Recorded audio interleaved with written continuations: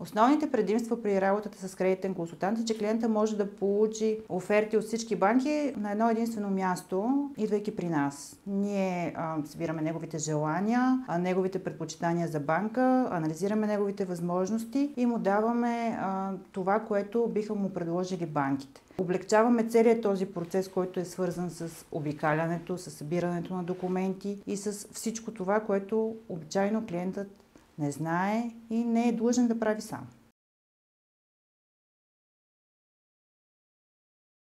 Услугата на кредитния консултант е безплатна за всички физически лица, но в крайна сметка възнаграждение за нея заплаща банката за всеки доведен клиент. Основните моменти, които са важни при избора на банка, на първо място са предпочитанията на клиента. Много често клиентите работят с банка и държат да продължат да работят с нея. Нашата работа обаче е да им представим условията на няколко банки, така че да изберат тази, която би паснала най-добре на техния бюджет, на техните възможности за плащане и най-вече на това какво няма да им тежи на тях като месечни задължения по кредита. Всичко останало е въпрос на условия, които ние, разбира се, обясняваме и помагаме при избора на оферта.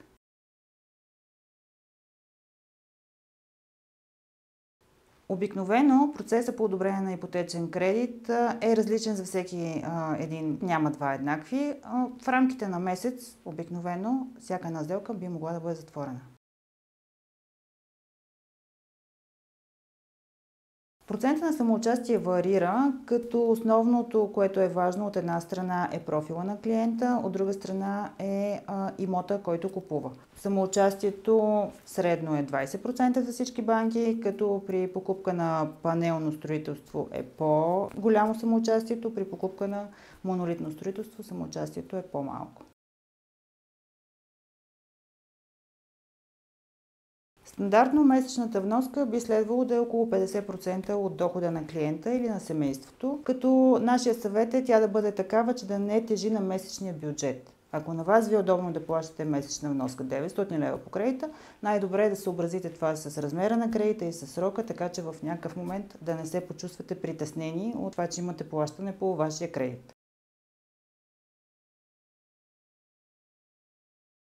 Най-изгодният лихвен процент не винаги е най-важното, защото лихвеният процент е едната част от цената на кредита, другата част от цената на кредита са допълнителните такси, вноски и застраховки, които съпътстват така или иначе ипотечния кредит. Когато условията, които банката предлага, отговарят на вашите разбирания за месечна вноска, за това да бъдете застрахован, тогава вече можем да говорим за най-добри условия по кредита.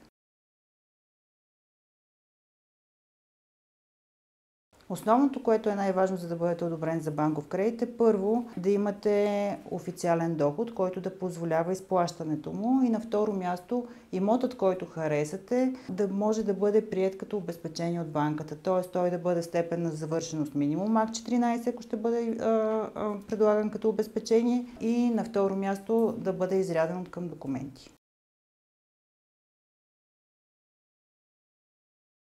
Винаги може да погасявате предсрочно по ипотечния си кредит. В рамките на първата година от вашия кредит имате такса за предсрочно погасяване, която е 1% от размера на кредита. След изтичане на първата година нямате такса за предсрочно погасяване, без значение дали погасявате със собствени средства или рефинансирате кредита си. Винаги може да продадете имота си, без значение дали има ипотека или не, като в случаите, в които има ипотека, банката кредитор издава писмо, с което удостоверява каква е сумата, която вашия бъдещ купувач трябва да внесе по сметка в банката, така че ипотеката да бъде освободена.